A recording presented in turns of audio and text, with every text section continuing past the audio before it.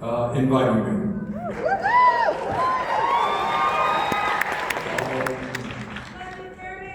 Thank you. Love you too.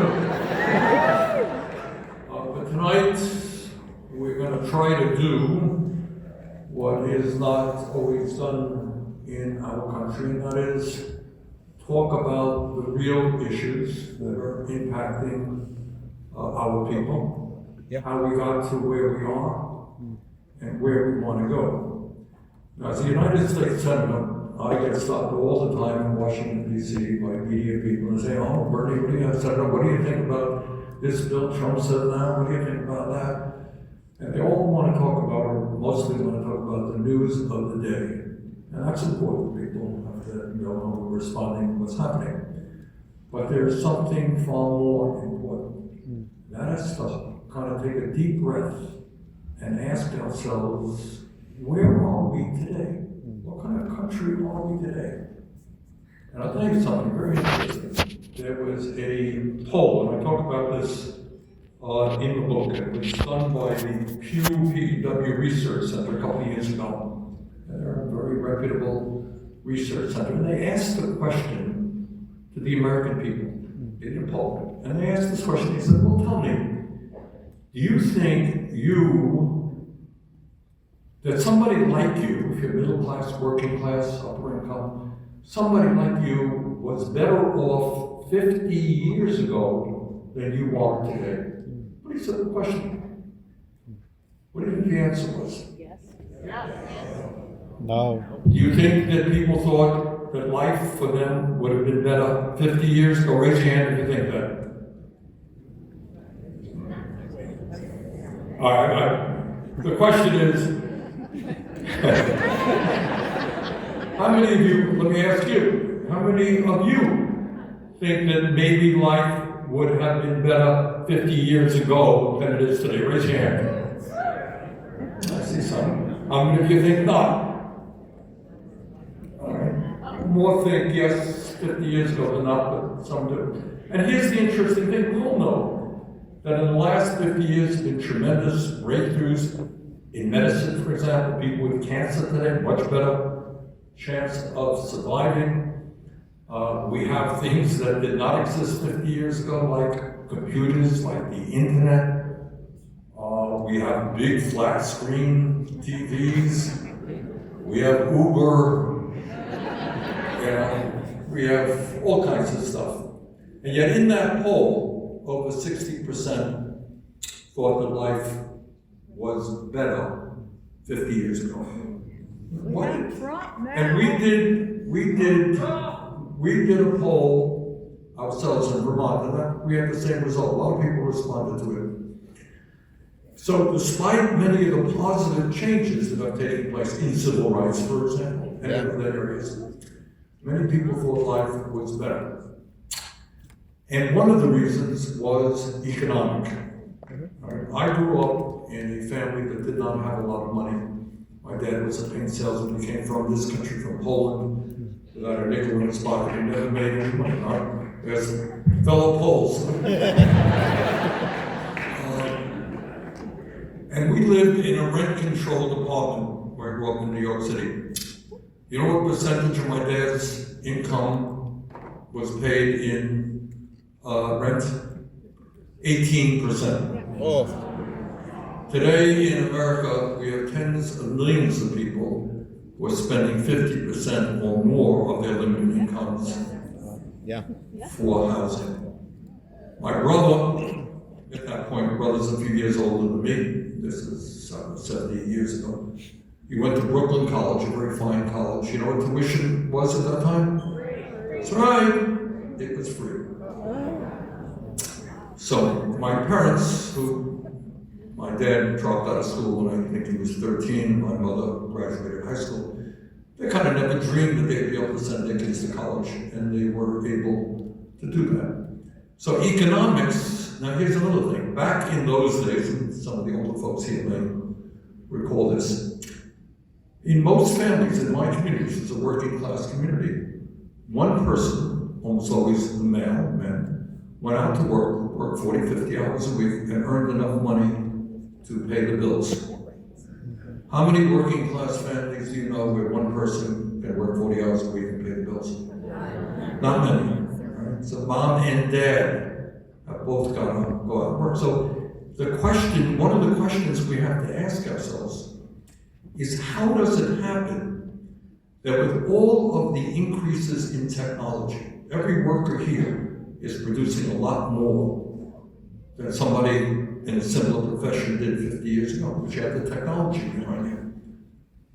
How come our standard of living for working people is essentially not gone up? In fact, average weekly inflation accounted for earnings today are about the same as they were 50 years ago.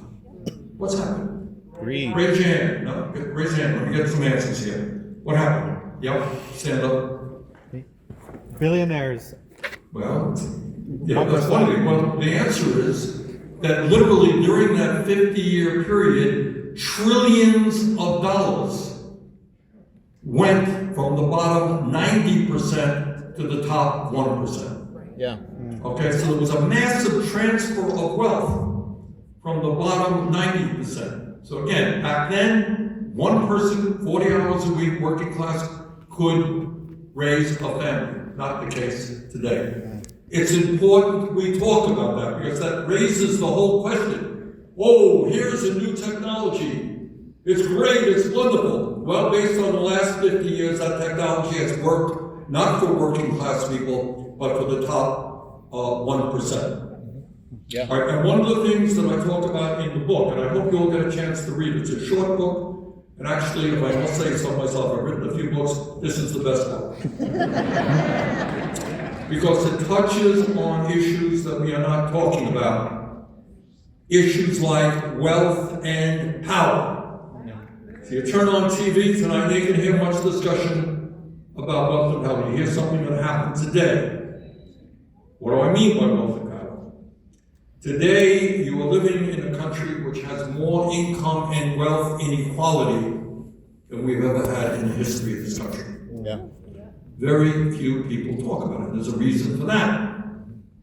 All right. Today in America, the top 1% owns more wealth than the bottom 93%. Got it? Today, and I want you to hear this because you don't hear it from very many people, and you don't see it on TV very much. One man, Mr. Musk, Elon Musk, owns more wealth than the bottom 53% of American households. It's not a question of booing or not booing. It's a question of understanding that reality. What does it mean morally when so few have so much and so many have so little? So what you are seeing now, when President Trump was inaugurated, and I was there, right behind him, you had the wealthiest people in this country. Since he has been president, the billionaire class has seen its wealth increase by over $1 trillion in the last year. And that ain't that many billionaires. It's a huge increases in their wealth. Meanwhile, while the wealthiest people in America have never ever had it so good, what's going on with the working class and the middle class of this country? Things going great? President Trump just said the other day, we are living in the greatest economy in the history of the world. Anybody here believe it? No. Here's the reality. And again, it's important that we understand that. I don't mean to bore you by throwing out a lot of numbers. But it's important we get this stuff. Today in America, while one guy owns more wealth than the bottom 53% of American households, 60% of our people live paycheck to paycheck. Yeah. All right? You all know what living paycheck to paycheck is about? Yeah. Preach it. I grew up in a family who lived paycheck to paycheck. All right? Many of you maybe live in families today. It means that somebody goes out, works really hard. At the end of the week, there's nothing. I'll tell you what else it means. It means that if somebody in the family gets sick, not quite sure how you're going to pay that doctor bill. It means that if your car breaks down you need $1,000 to get it fixed. You may not have that $1,000. It means that maybe if you are 65 and you've worked your whole life and you want to retire, it turns out you have virtually no savings for when you get old. It means that you can't afford childcare. It means that if your landlord raises your rent, which is going on all over the country, you may have to move. And you don't know where you can get a decent apartment, especially if you have kids, they gotta get to school and all that stuff. So you're living in a nation today where very small numbers of people, billionaires, are doing phenomenally well, never done better. While in the richest country in the history of the world, 60% of our people are struggling. And you know what that struggle means? And I do it in my own family.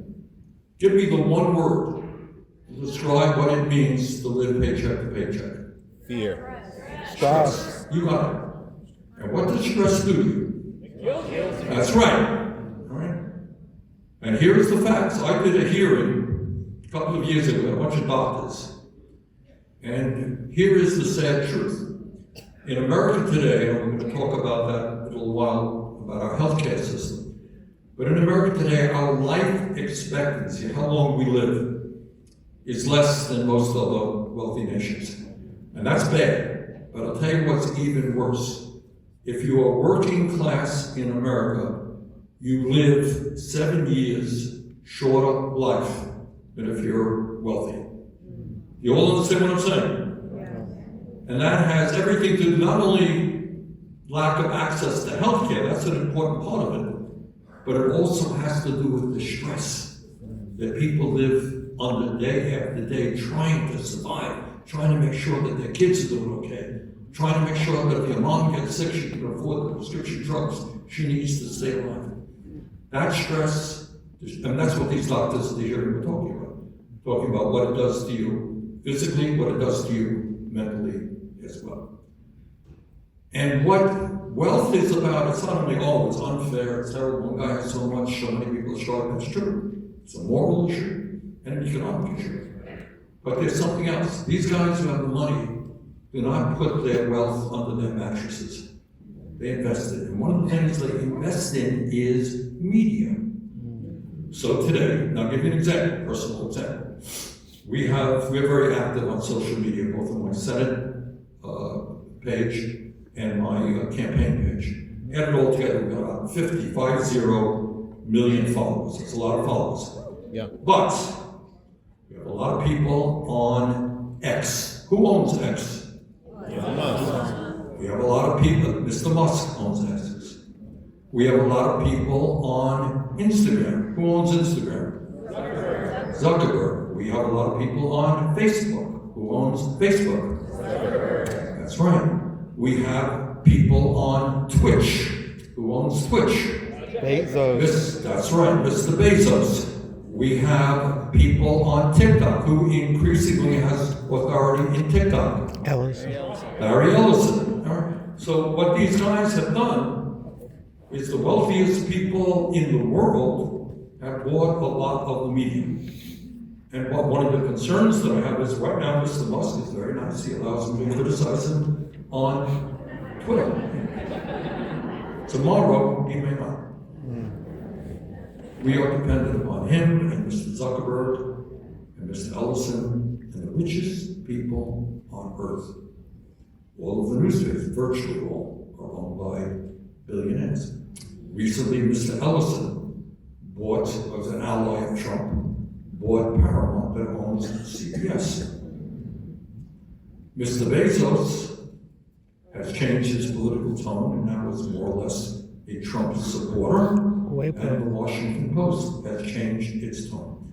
So one of the concerns of many that we have is not only income and wealth inequality, not only concentration of ownership, where fewer and fewer large corporations and entities control what you purchase and various industries, but they also own the media.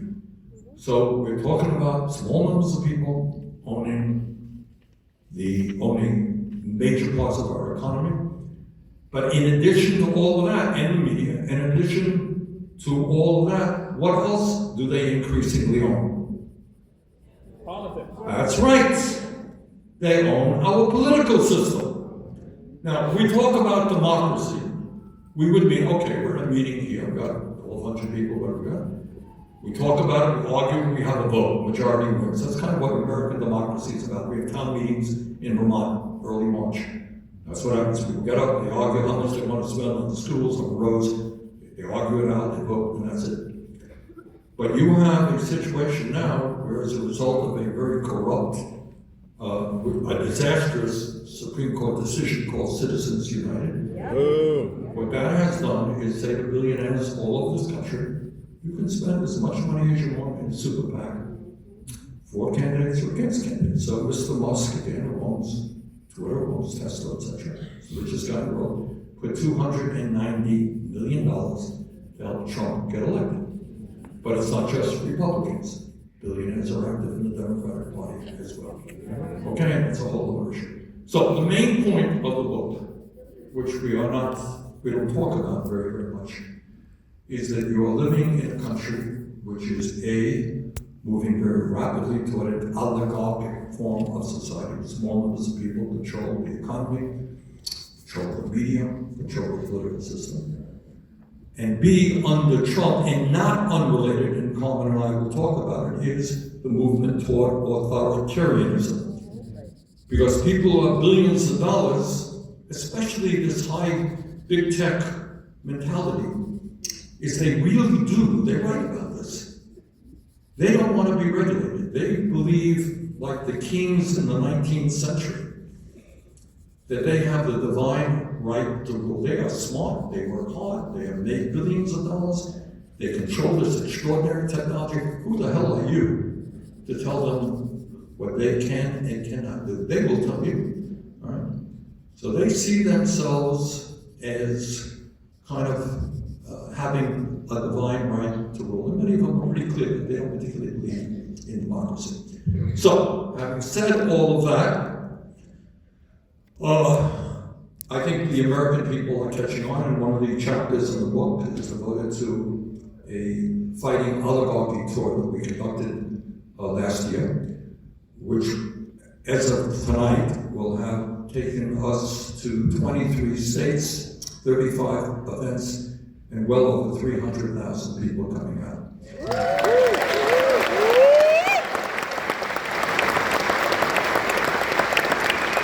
And what is interesting, we kind of know, not necessarily tonight, but we kind of know who comes to our events, because we have a lot of lists, so we know how, quote unquote, our people come or others. And it turns out that a good number of the people who come are not kind of Bernie bros, but they are Republicans and independents. All right. They are people who are getting very concerned about the direction which this country goes. So, with that, I'm going on too long already. I'm going to now chat with Carmen. Thanks again for coming out.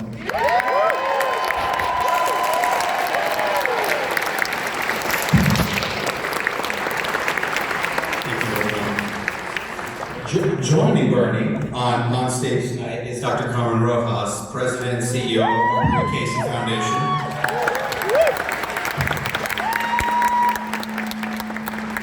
At MCF, we're working toward a society where government prioritizes the needs of underrepresented people and communities. Since joining MCF in 2020, Carmen has led efforts to grant nearly $300 million to dozens of organizations like Somos Siembra, and We Are Down Home, doing the hard work of shifting power to those who've long been excluded from it. Please join me in also welcoming Carmen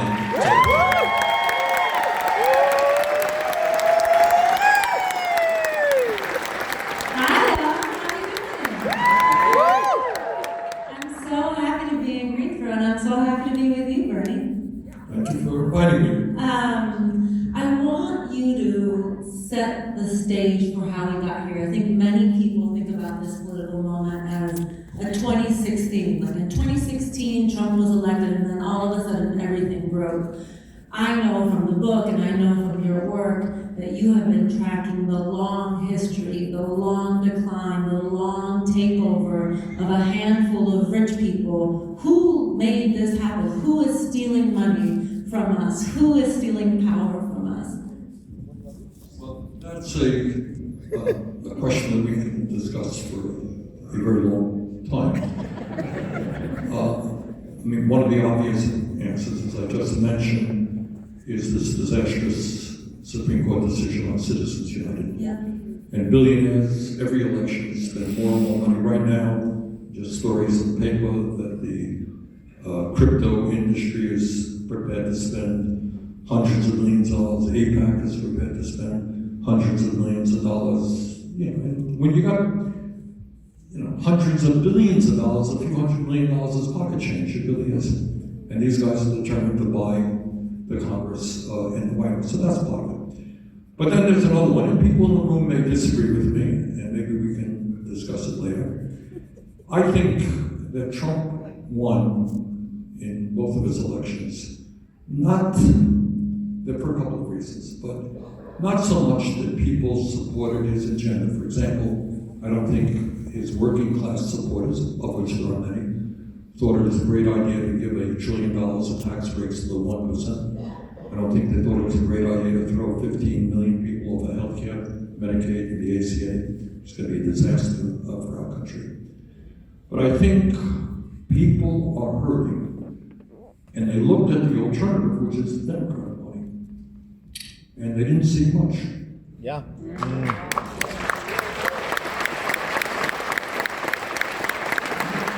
Democratic Party,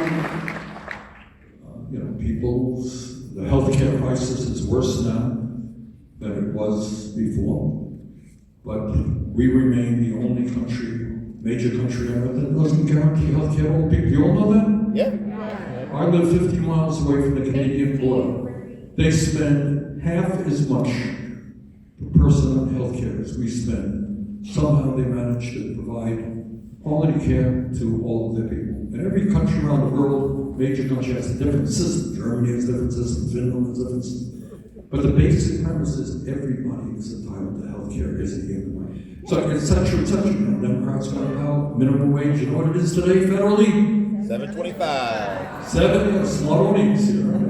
$7.25. All right. And there are many states, in my state, and many states it's been raised, but you need people to have a living wage. You have a situation where the 1% in many cases pays an effective tax rate lower than the truck driver or a nurse. And people say, hey, Democrats, what'd you do about it? And the problem is that the Democratic Party, and I caucus with the Democrats, I am an independent, the longest standing independent in North America.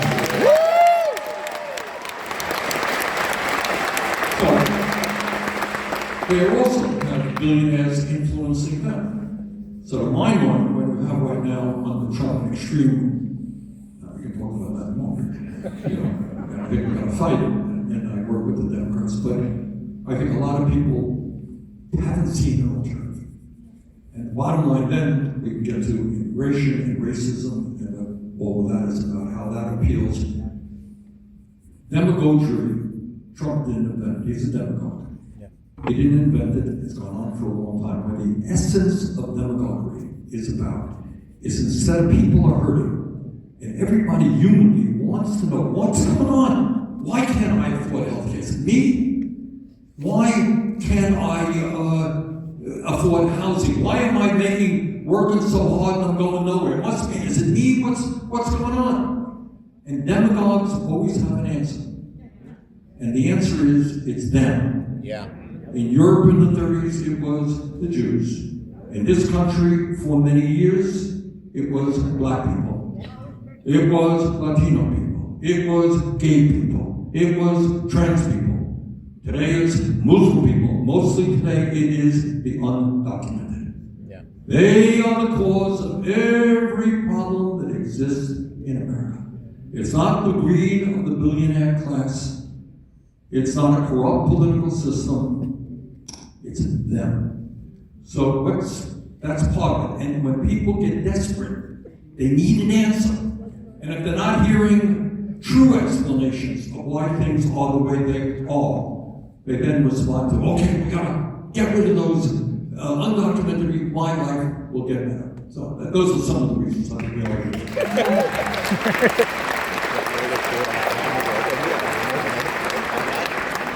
Are you guys ready? Are you guys ready for what's about to happen? I feel like we're about to do something really amazing here. We're about to enter a new possible moment. And part of the reason we wanted to have you here as our first author for Common Thread was, I think we both agree that we need the ways to make meaning together, both of this political moment, but also of all of the things that have brought us here. One of the things from the book that I keep thinking about is about the three firms that control 95% of our life: Vanguard, State Street, and BlackRock. And I kept thinking, why, if you're a normal person, you don't own stocks, why should you be worried about that? And I wonder if you can share more, both about the firms, but why ordinary people that may not be thinking about stocks should care about these three firms specifically. Thanks for that question, I was the chairman, and now I'm the ranking member, hopefully I'll be chairman again, of a committee called Health, Education, and Labor. And what we did then, and I'm doing right now, when workers are involved in a strike or labor negotiations, whatever it may be, you often get a call, Bernie, can you help out? And we would try. And what would happen is, there would be a strike or some negotiations going on someplace, and we call up the company. We say, we have concerns, the workers are asking for this, you're doing that, sit down and negotiate a fair contract with them. And then the guy would say, well, Senator, you're talking to the wrong guy, because we're owned by somebody else. You gotta make another call. Well, you talk to somebody else. And they say, well, yeah, you're talking to the wrong guy. We're owned by somebody else. So what you got is, the days when a local guy would own a business and have the responsibility for the well-being of his workers, in many cases, is long gone. And the point you made is a very important point. You got three large Wall Street firms, BlackRock, State Street, and Vanguard, that combined are the major stockholders in 95% of Standard & Poor's corporations. Think about the extraordinary power that they have. So if you go Google it, you go and see who owns this company, you'll find, let's look at the top stockholders, and it will be those three companies. Enormous power and enormous concentration. They make the decisions as to the kind of wages workers will earn, the kind of health care they get, whether those companies stay in America or go to China, etc., etc. It is again another example of incredible concentration, ownership, and power on the part of the few. One of the things that I think you write a lot about in the book is how authoritarians, and how Trump in particular, has really tried to blur the line between public and private, and specifically around Social Security, right? So he spends a lot of time and energy trying to bring down one of the most popular public programs, a key safety net program in this country. I wonder why you think he does it, and what does that mean for the universe of public goods? Good. All right. At the end of the day, what Trumpism and what demagoguery is often about, what Trumpism is about, it's not complicated. It is wealth and power. They want more wealth, in this case for his own family, and his family's wealth has increased quite a lot since he's been president in an unprecedented way. And wealth for his friends who support him, and power, and we talked about that. What that means is you want more and more of society to be owned by your friends. So you have, as you indicated, Social Security is a very popular program. It was developed by FDR in the 1930s. It has gone a significant way, not far enough, to wiping out senior poverty. We got Medicare, which is one of the most popular federal programs, Medicaid, et cetera, et cetera. Yeah. And what these guys are in a war against all of these public programs. Why? Because they want their private big business friends to take them over. At the State of the Union, I think it was last year, which was really one of the worst and ugliest speeches I've ever heard. He lied, Trump lied over and over. Oh, Social Security, my God, people 200 years old getting Social Security checks. I mean, it's all fraudulent. I mean, my God, on and on and on. People have been dead 30 years getting up. The truth is that his administrator was forced to admit at a committee hearing is that 99% of the checks that go out, at least 99%, are going out to people who paid for them, who deserve them. But what you want to do, you want to attack these programs so that people say, oh my God, my tax dollars going there, let's get rid of that. Well, if you get rid of Social Security, what are you going to have? You're going to invest, the banks and the Wall Street firms will be the people who pick it up. You get rid of Medicaid and Medicare, it's the private insurance companies that will pick that up. So their desire to denigrate public education, another example, they hate public education, want to privatize that. So there's a massive effort to privatize all of the public sector and in order to enrich themselves. When you talk about being a kid and growing up, there's this an amazing, at least for me, I can imagine the universe of public goods that were available, like the way that we imagined that government stood up and served people, that there were a generation of people in this country that benefited. I grew up in California, where the University of California was free until the 70s, right? Where community college, Laura and I went to community college for 2 years, and I left, it was $500. And I'm a Gen Xer, right? So this is not way back in the day. In recent time, we've had a universe of public goods. I wonder what you saw as the threads that they pulled to help people divest from the notion that they should believe in public goods. Good question. Trump does not believe in democracy.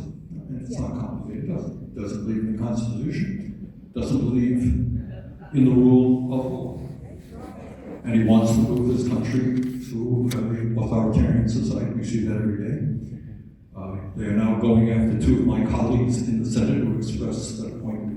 Again, unbelievable. But that's what happens every single day.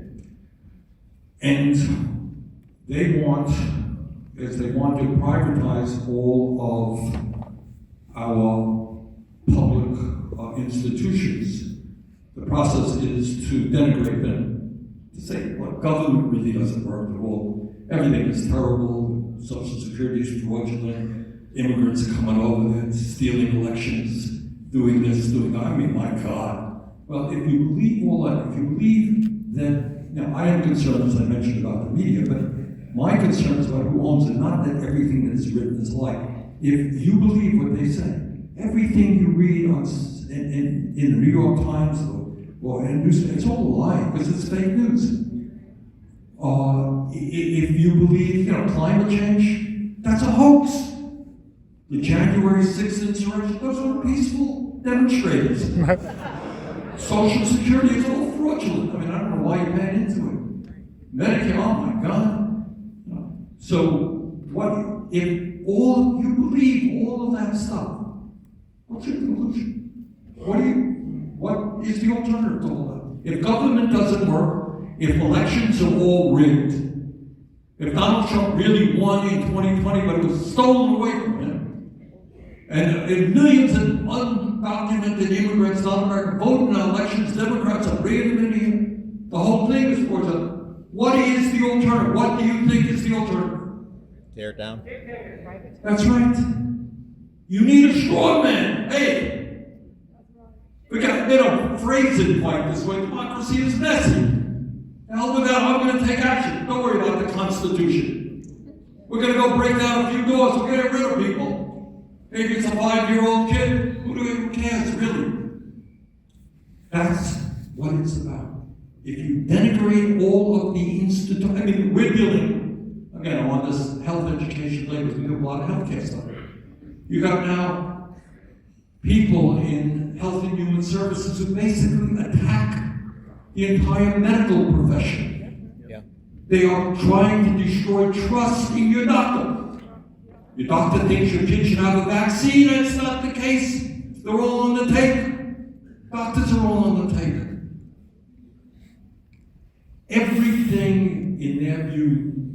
is corrupt, and the alternative really is a strong man. That's, in my view, what underlies a lot of what Trumpism is about.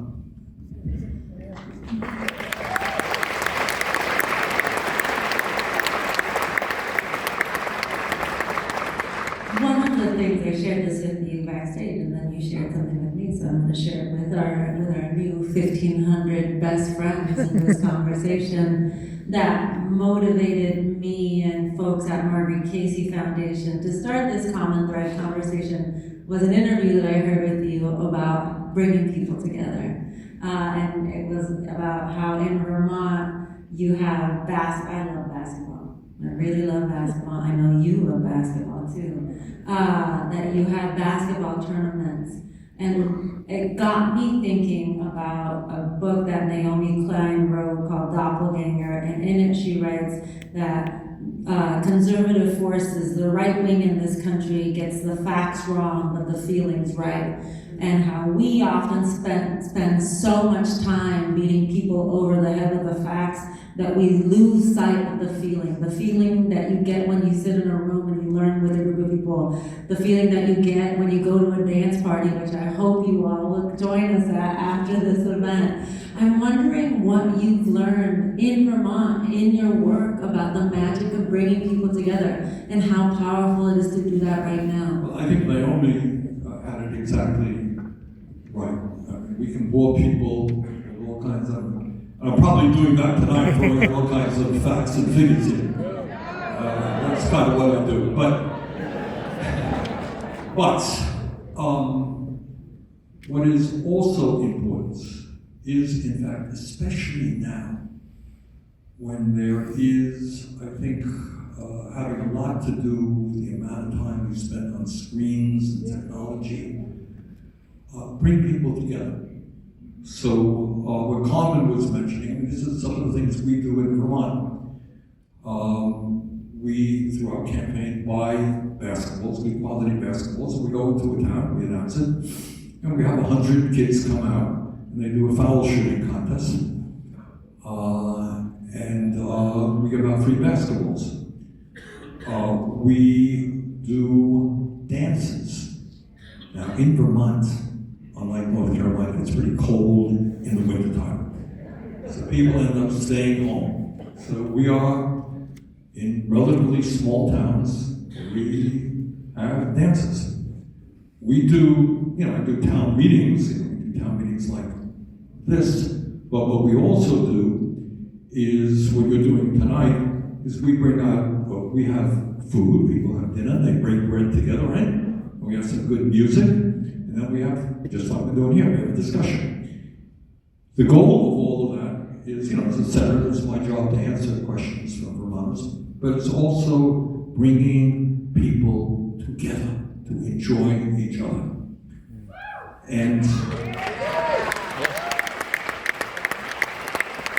one of the issues, maybe we can get into it in a moment, I want to know how you guys feel about it, is we are living in a pretty alienated society, and especially COVID did its job, making the bad situation worse, a lot of mental health issues. I just talked to some healthcare people in Vermont yesterday, and the amount of mental health counseling that they have to provide has soared. And we need to bring people together. And I think the point about a purpose, what we are lacking now is an issue. In World War II, the whole country came together. The crime rate went way down. There was a common enemy. There was a common goal. Women suddenly were working in factories. Their husbands were off, in Japan or in the East or in Europe. And everyone said, we've got to win the war. What is our sense of purpose now as a nation? We don't really have, in my view. We can talk about it. All right? Are we saying, in America, we want to have the best healthcare system in the world, and I want you young people to become doctors and nurses, and we're going to make it easier for you to do that because we desperately need you. We have to rebuild our infrastructure. We want you young people to know how to become sheet metal workers and construction workers because we need you, because we want to have the best country in the world in terms of education. All right, Carmen talked about it. Everyone should hear this. When she was a kid, you went to the University of California? All right, one of the great public universities in America. Tuition free. Oh, yeah, all right, before you were there. Tuition free. All right. Our brother, as I mentioned, went to Brooklyn College, great college. Tuition free. Now, how the hell does it happen that 70 years ago, this country could provide tuition free at great colleges and universities, and today it can cost you $70,000, $80,000 to go to college? All right. Why does it happen that we used to have the strongest public education system in the world? We were the best educated people in the world. Our kids did really well on international scores. A high percentage of our people went to college and in other countries. Today we're falling further and further behind. All right. Why is it that our life expectancy is lower than other countries? Why is it that our kids' reading skills are actually in many cases declining? Attention span decline. In other words, we have got to recreate a vision, a sense of purpose, that we work together, and not let a handful of billionaires and their friends determine our future.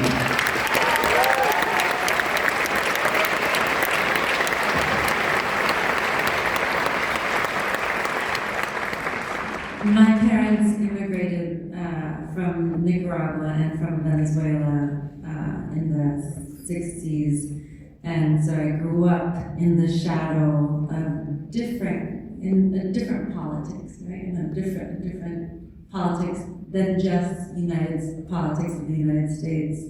And I think right now the experience that I have when I go into rooms is that we have made this decline so quickly, and it's like one day we blinked our eyes, we were living in a golden moment, and then the next day, all of a sudden, oligarchy and autocracy are knocking at our door. In the book, you highlight the ways in which people have been fighting autocracy and fighting oligarchy in other places. What advice and what did you learn? What can we learn from other places about these fights, about how we can come together? Look, we're living in an unprecedented moment in American history. There has never been an administration like this that literally does not believe in our Constitution or the rule of law, that wants more wealth for the Trump family and their friends, and who are prepared to do almost anything to achieve their goals, whether it's legal, constitutional, or not. So these are tough times. And if you feel distressed and anxious, that is a normal reaction to the moment that you're living in. But what I do in the book, as Carmen mentions, is I point out this is not the only time in American history where, as a nation, we have faced enormous crisis. And I don't want to be overly romantic here, but you think back to the Revolutionary War period, the 1776, in that period, when you have people like Jefferson and Hamilton and those guys.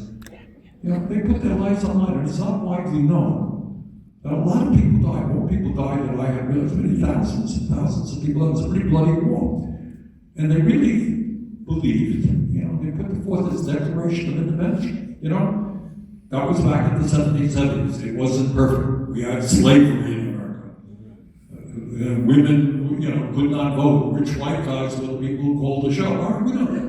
But for a document in the 1770s to say that all men are created equal and entitled to certain unalienable rights, pretty big stuff at that time, that we should be proud of. And they fought for that. And a lot of people died for that fight. And you think about the period in, say, the 1840s, and you have people around the country, often in the northern part of the country, saying, you know, how can you talk about all people being created equal? You have slavery, the abomination of slavery.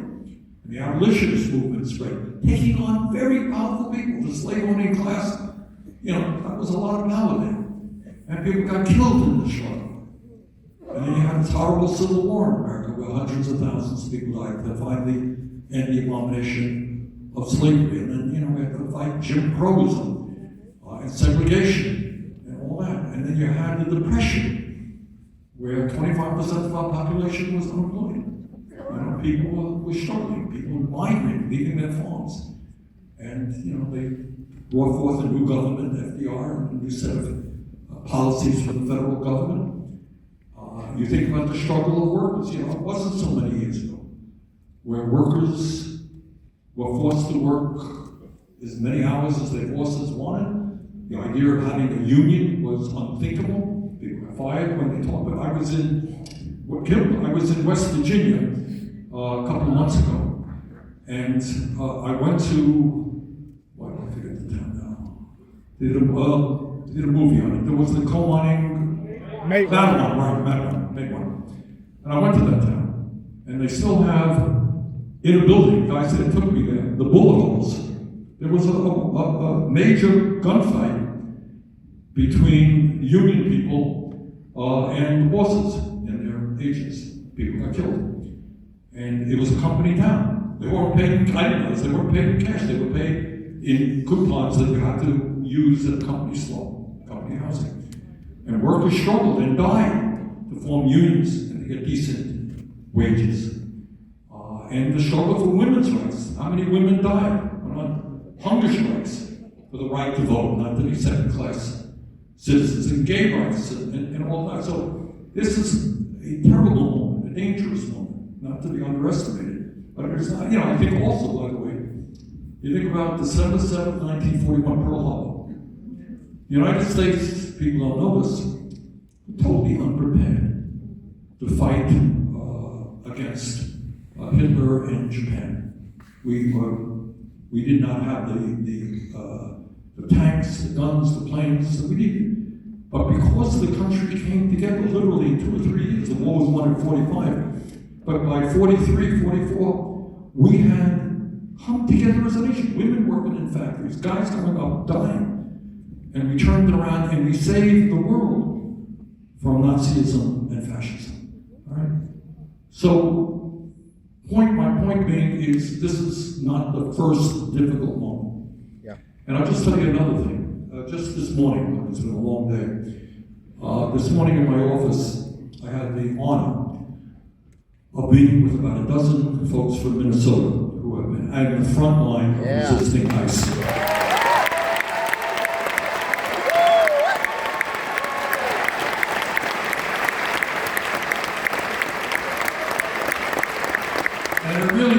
I'm not much of a crier, but when they were talking about the trauma for the children, helicopters above, doors being broken out, windshields, not to mention, as you know, 2 people being shot and killed, a literal occupation of a great American city, and the fear and the psychic damage done to especially the children.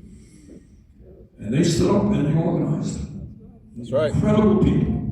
And they were black, and they were white, and they were Latino, and they were Asian. Yes. And they didn't let ICE and Trumpism separate them. They stood together.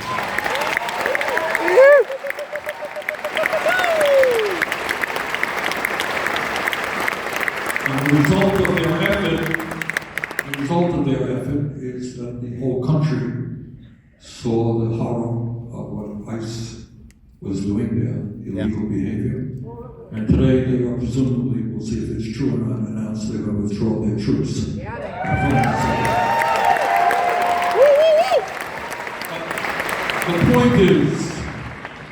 The point and the reason I put that section in, talking about our own history, labor struggles, and the struggles against racism and sexism and homophobia, is that when people come together, I'll give just one tiny example. When I was a kid, there was not one person that I knew, and I went to a very large school, who anyone believed was gay.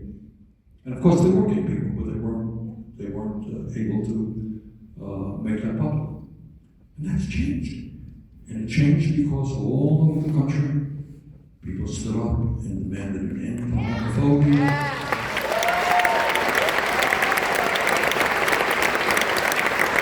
It wasn't so many years ago, really, a few decades ago, I can't remember exactly, like 20, 30 years ago, there was one woman in the United States Senate. Yeah. Virtually no women governors. But all that stuff is, all those barriers are falling. And That's a good thing, but and something that we should be proud of. My point is that when people come together, there is nothing that we can't accomplish.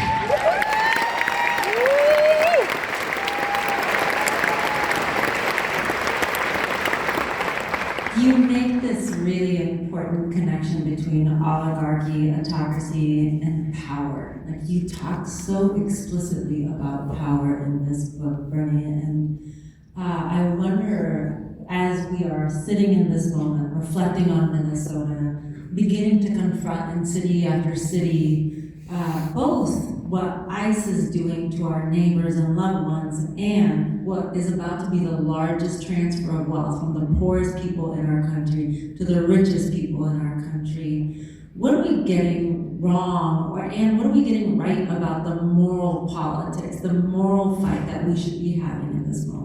Look, when I talk about the oligarchs, it is not just their incredible wealth. It is not just their ownership of media and all of the major institutions. They control our culture as well. And what they instill in you, they don't say it, it's not going to be on NBC tonight, but basically what they say is essentially, you all are powerless. Nothing much you can do. They got all the power. You can moan and groan about it, but it's not really anything you can do. That's the psychology they want you to believe. And if you believe that you are powerless, you know what? You are powerless. But if you believe that you are a human being, an American, and you are entitled to certain rights, then you change the entire equation. Woo!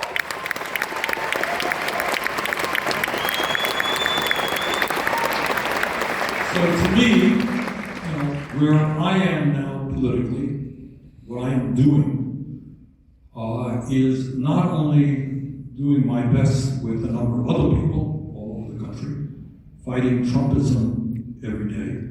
That's terribly important. But equally important is we've got to give the American people an alternative vision. Yes.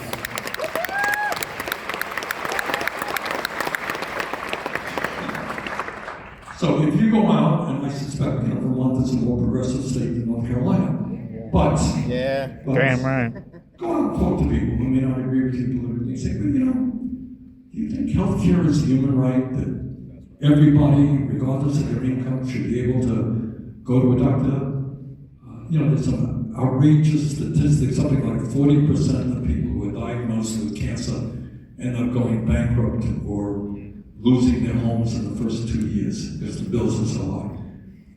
Anybody think that makes sense? That's what this country should be about, that people go bankrupt because they, are diagnosed with cancer. Most people don't.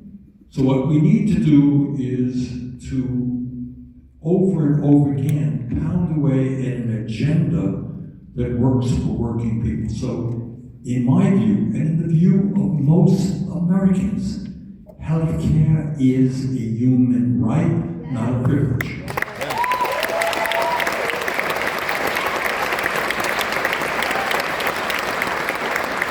That translates into expanding Medicare to cover every man, woman, and child through a Medicare for all system.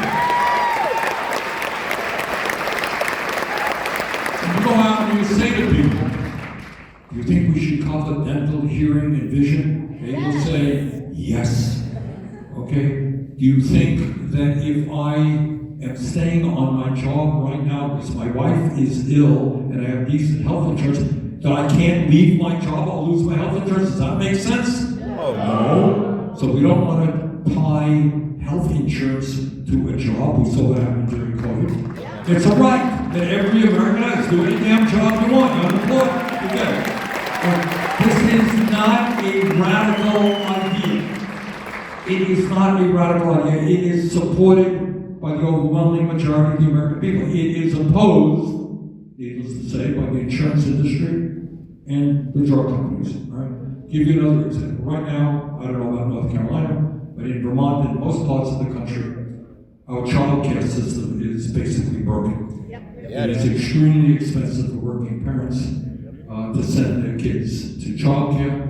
People are underpaid who do the work, and people can't afford it. Stop for a moment, take a deep breath, and say, if we love our country, we love our children, right? Yep.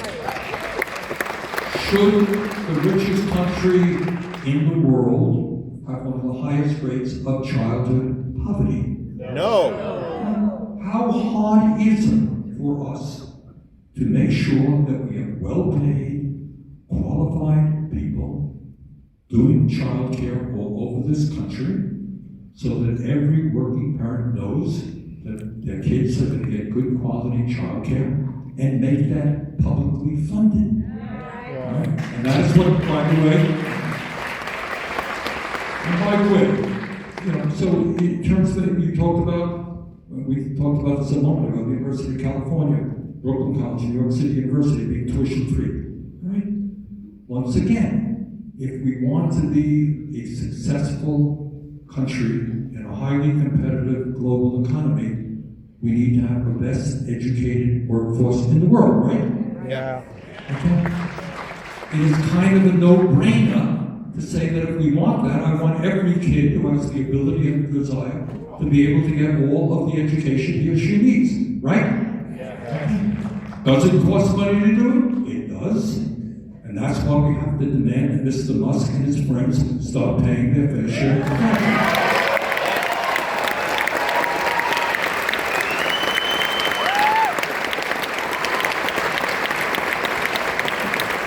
We are spending $1 trillion, forget ICE for a moment, we're spending a fortune. We're spending $1 trillion a year on the military.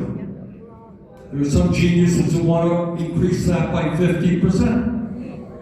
Meanwhile, 800,000 Americans are homeless, and something like 20 million people are spending 50% of their income on housing. Maybe we should cut military spending and build low-income and affordable housing.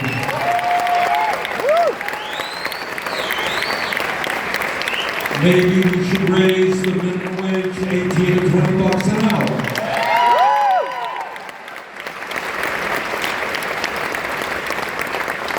And other people have other ideas, but they're not radical ideas, and many of these ideas already exist in countries around the world. You go to Finland, you go to Sweden. Higher education is free. They have a strong healthcare system, which is no out-of-pocket expenses. But when we talk about a sense of purpose, that's got to be the fact. What are we fighting for? What do we want? And people will disagree. But I want to jump, if I may, comment to another issue which worries me very much. And I want to hear your views on it. Here's the question. I kind of gave you my thoughts on it. Didn't need to do that. All right. And I know we're in a state now which is developing a lot of technology. Congratulations to you. But raise your hands if you are concerned about the impact of AI and robotics. Okay, raise your hands if you think that those are going to be pretty positive things for the country. I see a few hands that allow, most hands are concerned. All right. Could is the word here, right? Yeah.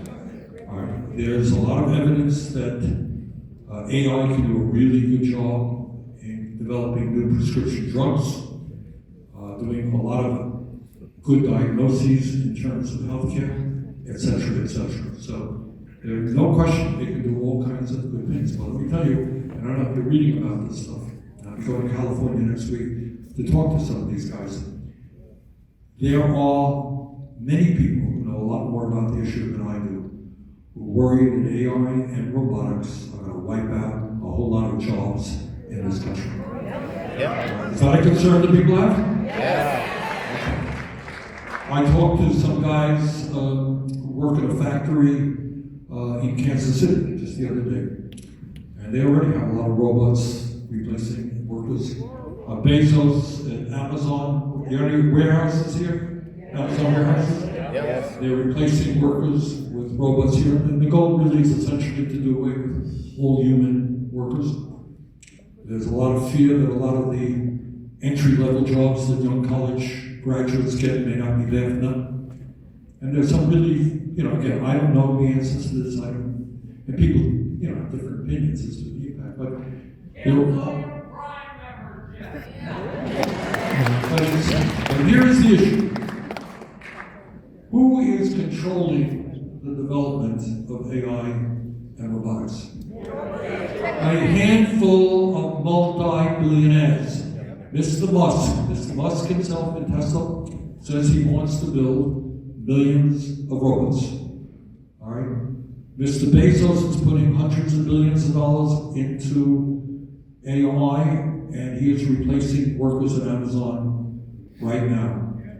Mr. Ellison putting a lot of money into AI, and he sees the day. It was a quote from him, a really scary quote, about how, people are going to be well behaved in the future. I'm paraphrasing, because we're going to know all about it. Does anybody kind of have any doubts that in the not too distant future, every phone call you make, every email that you send, somebody is going to be recording it somewhere, right? So the issue of privacy. Mr. Musk, again, has basically said, now I don't know if he's right or not, but he does know something about it. He says that in the not so distant future, work is going to be optional. That robots and AI will be able to do everything that you can do and do it better. Well, if people are not working, how are they surviving? Well, don't worry about it. You're all going to get a check. From whom? Yeah. If you're not working, you're not paying taxes. If you're not paying taxes, you don't have a government. If you don't have a government, you're going to have Social Security or Medicare, Medicaid, or any public programs. Who's going to give you the check? Mr. Musk, right? How much? And furthermore, think about it for a minute. There was last week, the guy who's head of CMS in the Trump administration was talking about a breakthrough in Alabama, I think it was in some rural county, that they don't have enough OB/GYN doctors, so a robot was examining. Oh, no. And you want to think about it. If you're building millions of robots, it's not just robots in factories that run on homes. What? And this gets really deep stuff. What is life about? If you're not working, and what are you doing? And not to say that we should not assure work week and all that stuff, but in a sense, this movement, which is moving very rapidly, every week these guys are working 7 days a week, 24 hours, investing huge amounts of money into it. Okay? And we're getting into very, very deep stuff. Not just who makes these decisions, but also the meaning of human existence. How do we, if we're spending all our lives on screens talking to some ChatGPT agent, what does that do to us as a human being? There are kids out there right now who are very dependent emotionally on these things, not so able to communicate with their friends. What does it mean to us as human beings? I mean, this is pretty deep stuff, but I fear very much that as a nation, we have not begun to have that discussion. It's moving very quickly. I can tell you in Congress, virtually no discussion. I can also tell you that the industry itself has huge amounts of money which they'll put into politics. And they'll do their best to elect people who don't want any regulation and want this thing to move as quickly as possible, led by Trump himself. But I throw that out to say that this is if you think back on the 20th century, for example, and you think exactly when electricity came, made huge change to the country, the automobile, radio, television, computers, the internet, right? All had a profound impact on our lives, right? That ain't nothing compared to what AI and robotics are about. They're going to move a lot faster and a lot deeper than all of those very significant technologies. Data centers. We have got to deal with this issue. And I didn't even mention, I did a town meeting at Georgetown University a couple of months ago with a guy named Jeffrey Hinton. You all know Jeffrey Hinton? Anyone know who Hinton is? Hinton is a Nobel Prize winner in physics who is considered to be one of the godfathers of AI. He's been working on this thing for decades and decades, laid the foundation for what is coming. He got up there and he said a couple of things. He's worried very much about what it will mean to workers losing their jobs. But he said something else which used to be science fiction. Years ago, I saw a movie, some of you may have, what was it called, 2001, the Stanley Kubrick movie, was it? Space Odyssey. Space Odyssey, right. And I don't know if you saw the movie, in the movie that's HAL, the computer that was running the spaceship that was going off somewhere. And the guy says, Hal, I want you to do this. And Hal says, well, I don't think so. In other words, Hal rebelled. Now, that was science fiction. Very smart people now are worried that when you're talking about artificial general intelligence, that in fact, AI is going to be smarter than human beings, that they are going to be able to communicate with each other in a language that we don't understand. So that's, and the implications of that, who knows what that means. And that's, I'm not an expert, I don't claim to be an expert on it, but this is what some people in the industry themselves are fearful of. Bottom line is, this is a huge, huge issue, which, like so many other huge issues, gets very little discussion. So I would urge you to demand from your local officials, your elected officials, start talking about this issue. Let's have a discussion. I don't want a handful of multi-billionaires to determine the future of humanity. We've got to do that.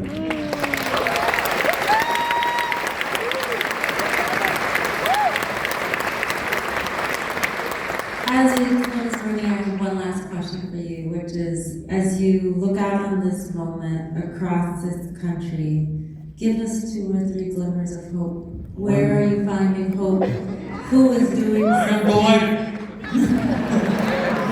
Because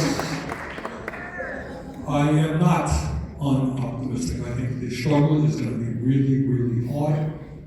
We've got to be united. We've got to be focused. Give you 2 very quick political.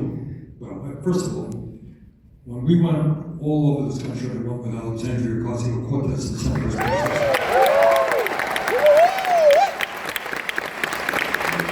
The turnouts were unbelievable. I mean, where were we in Denver? 34,000 people, LA 30s. I mean, really insanely large turnouts. We went to Salt Lake City, I can't remember, 20,000 people. Just people coming out, and not just progressives, but moderates, conservatives, people who are searching for answers to the crises that we face. That gave me optimism. I'll give you more concrete optimism. A friend of mine named Zoran Mondani.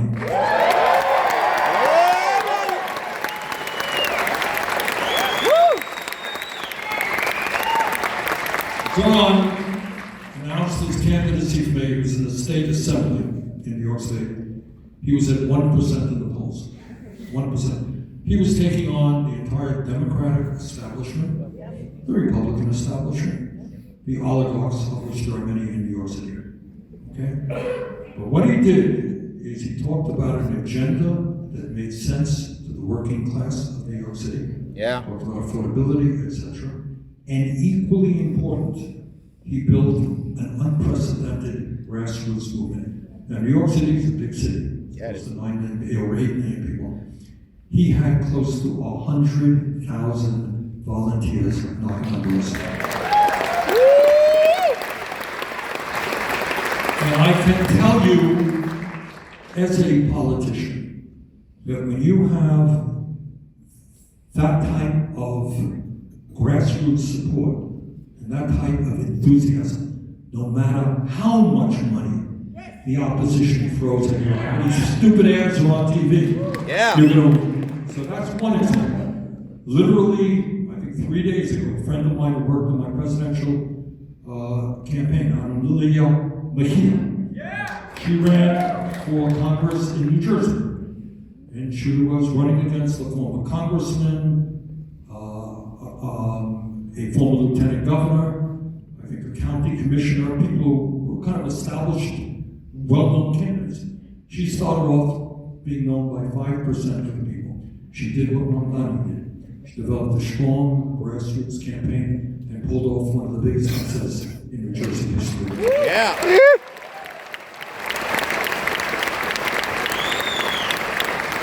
So, and we're seeing that. Bottom line is, the establishment, despite all of their money, all of the ugly ads they can run, can be beaten Yeah, they can. when there's a strong grassroots movement. So those are some of these recent examples of optimism that I have. Brittany, I want to thank you. I want to thank you so much for being with us